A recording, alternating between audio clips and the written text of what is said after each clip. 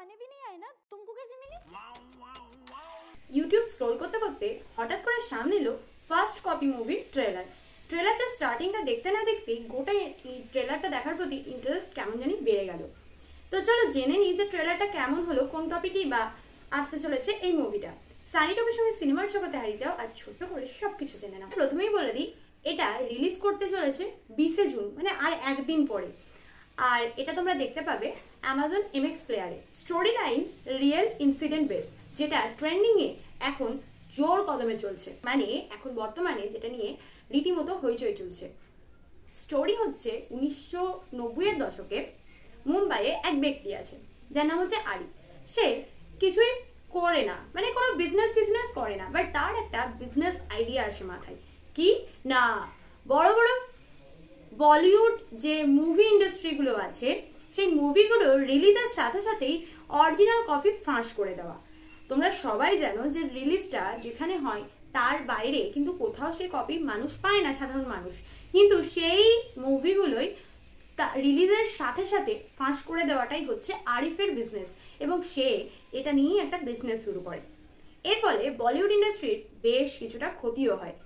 এক কথায়, যেটা রিসেন্টলি তাণ্ডব মুভি নিয়ে গোটা দেশ জুড়ে চলছে, যে অরিজিনাল মুভির প্রজেকশনের কপি চুরি করা, এই টপিকের ওপর বেস করেই স্টোরিটা বানানো। এর ফলে আইন সংস্থা, বলিউডের বিভিন্ন অ্যাক্টররা কিংবা আন্ডারগ্রাউন্ডে যারা ক্রিমিনাল, সবারই নজর পড়ে তার উপর। কিন্তু আরিফ কিভাবে এগুলো করে, তার পিছনে উদ্দেশ্যটা কি ছিল? শুধুই কি বিজনেস, নাকি অন্য কিছু উদ্দেশ্য আছে?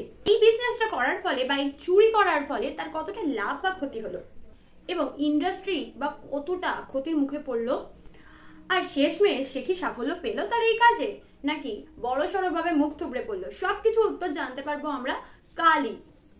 স্টোরি লাইন বলতে কেবলমাত্র এটাই না, এর মধ্যে রোম্যান্সও খুঁজে পাবে, একটু রসদও পাবে, আর তার সাথে লক্ষ্য পূরণ ড্রামাটিক বিষয়ও কিন্তু রয়েছে। যাদের এই ধরনের ফিল্ম মেকিং ইন্ডাস্ট্রি বা ফিল্ম মেকিং এর প্রতি একটা ইন্টারেস্ট রয়েছে, বা যারা মুভি দেখতে পছন্দ করো, এই বিষয়গুলো নিয়ে ঘাটাঘাটি করো, তাদের জন্য কিন্তু পারফেক্ট একটা টপিক হতে চলেছে এই ফার্স্ট কপি মুভিটা।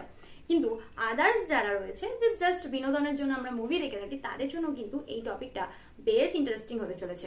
কারণ ট্রেলারটা যে হিসেবে ইন্টারেস্টিং লেগেছে আমার, ট্রেলার কার্ড, প্রেজেন্টেশন, স্টোরির হিংস দেওয়া, তার মধ্যেও কিছুটা সাসপেন্স ক্রিয়েট করা, এই সব কিছু মিলিয়ে না একটা বেশ কি হবে ব্যাপার যেন অলরেডি নিজেদের মনের মধ্যেই প্রশ্ন আসছে। তার সাথে বেশ কিছু কমেডিও অ্যাড আছে।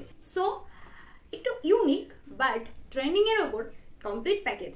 অ্যাক্টিং তো বেশ ন্যাচারালি লাগছে।